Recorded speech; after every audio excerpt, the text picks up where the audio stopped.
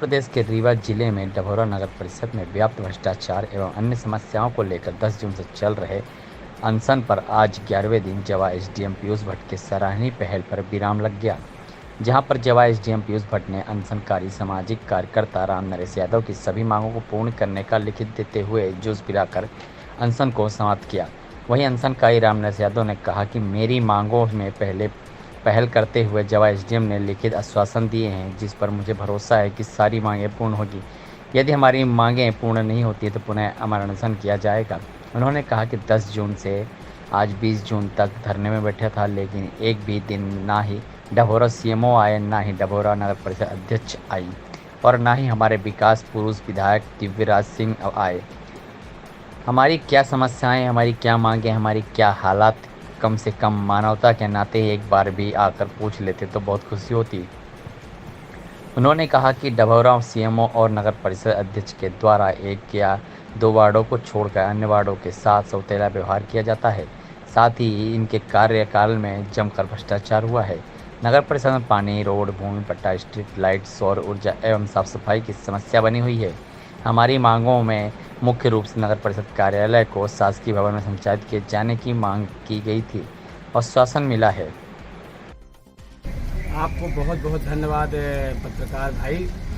मैं आपको ये बताना चाहूँगा कि नगर परिषद डभौरा में सीएमओ और अध्यक्ष के द्वारा लगातार भ्रष्टाचार में भ्रष्टाचार किया जा रहा था। अपने चाहते पार्षद, अपराधी पार्षद वार्ड क्रमांक 2 और अन्य वार्डों में अपने चाहते पार्षदों में केवल काम किया जाता था। सौर ऊर्जा, स्ट्रीट लाइट, नाली, पीसीसी रोड, इस तरह के सभी काम, पानी का टैंकर, पानी की टंकी, बिगड़े हुए हैंडपंप, केवल उन्हीं अपने चाहते पार्षदों के यहाँ किया जाता था। विपक्ष के वार्डों में, न ही वार्ड क्रमांक 7 में एक भी काम इनके द्वारा नहीं किया गया है।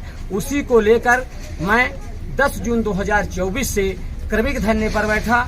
उसके बाद कोई भी सक्षम अधिकारी धरने स्थल पर नहीं आया तो हमने 14 जून 2024 को हमने यही नगर परिषद कार्यालय के सामने आमरण अनशन पे क्षेत्र की जनता की मांगों को लेकर के बैठ गए। उसके बाद कल तहसीलदार आए और चर्चा हुई।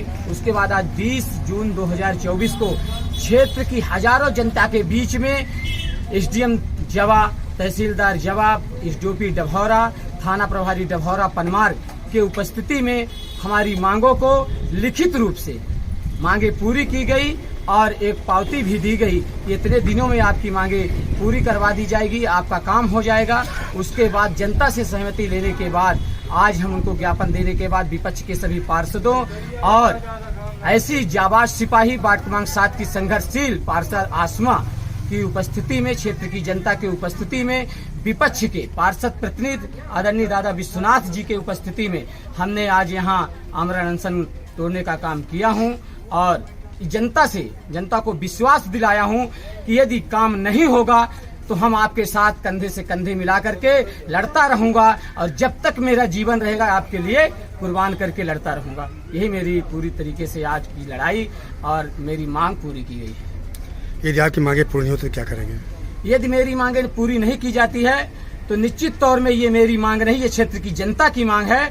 पुनः से मैं इससे 4 गुना जनता को लेकर के उस बार पूरी जनता के साथ मैं यहाँ आमरण अनशन पे बैठूंगा। ये समस्त जिम्मेदारी शासन प्रशासन की होगी। तभी कितने दिन का समय दिया गया है? अभी इसमें किसी में 7 दिन, किसी में 15 दिन, किसी में 1 महीने, किसी में 4 महीने, किसी में 6 महीने। उसका इंतजार करने के बाद हम आगे कदम उठाएंगे। आमरण अनशन की समाप्ति के दौरान आपने मांग की थी कि सीएमओ साहब यहाँ पर आए, क्या वो आए थे? बिल्कुल नहीं। हमने लगातार आईएएस अधिकारी एसडीएम होते हैं, उनसे मांग किया कि सीएमओ साहब को जनता के बीच में लाया जाए, लेकिन सीएमओ यहाँ जनता के बीच नहीं आए क्योंकि उनको भ्रष्टाचार के अलावा टाइम नहीं मिलता है। वो जनता की आवाज सुनने के तैयार नहीं होते हैं, इस कारण से वो यहाँ नहीं आए। लेकिन एक सक्षम अधिकारी, एक आईएएस अधिकारी के बीच में उन्होंने कहा कि मैं एक सीनियर उनका अधिकारी हूँ, मुझे ज्ञापन दिया जाए। तो हमारी जनता ने कहा कि आप बिल्कुल इनको ज्ञापन दीजिए, आमरण अनशन को समाप्त करिए। इसकी जनता की मांग को मान करके एसडीएम साहब को ज्ञापन। क्या मानते हैं सीएमओ साहब तानाशाही है? पूरी तरीके से तानाशाही है। सीएमओ की नहीं, अध्यक्ष की तानाशाही है, क्योंकि वो दलालों के कारण चले, वो अपराधियों के इशारे से चल रहे हैं। आपको प्रशासन पे विश्वास रखना होगा, भरोसा रखना होगा। कोई भी तंत्र काम करता है तो उसमें जो है 3 पक्ष होते हैं। एक तो सरकारी तंत्र होता है, एक हमारा चुने हुए जनप्रतिनिधियों का तंत्र होता है और एक शासकीय सेवक का तंत्र होता है। आपको अपनी बात कहने के लिए मुझे यहाँ आए 15 मार्च को मैं आया था, 16 मार्च से यहाँ आचार संहिता लगी थी, जो 6 तारीख को शाम को 6:30 बजे खत्म हुई है। मेरा आपसे अनुरोध है कि यदि आपको कोई समस्या है तो आपको उचित फोरम पर रखना चाहिए। यहाँ के एसडीएम से मिलकर आपको अपनी समस्या रखना चाहिए। आपके जो वरिष्ठ आपके शहरी विकास अधिकरण श्री पी.के. पांडे साहब एसडीएम प्योथर भी रह चुके हैं, आपका उनसे भी परिचय अवश्य होगा। आप उनको भी व्हाट्सएप पे इस बात को भेज करके निवेदन कर सकते हैं। आपके ज्वाइंट डायरेक्टर रीवा में ही बैठते हैं। आजकल डिजिटल युग है, डिजिटल युग में आप व्हाट्सएप कर सकते हैं, अपनी मांग रख सकते हैं और आपको संवैधानिक जो आपके उपाय हैं वो आप करने के लिए बिल्कुल स्वतंत्र हैं। मेरा आपसे यही आग्रह है, अनुरोध है कि आप अपनी बात को विधिवत रखिए, समय दीजिए और अपनी समस्याओं का निराकरण कीजिए। मांग पत्र आपका जो था उसके संबंध में लिखित आपको हमने सीएमओ के माध्यम से करा दिया गया है।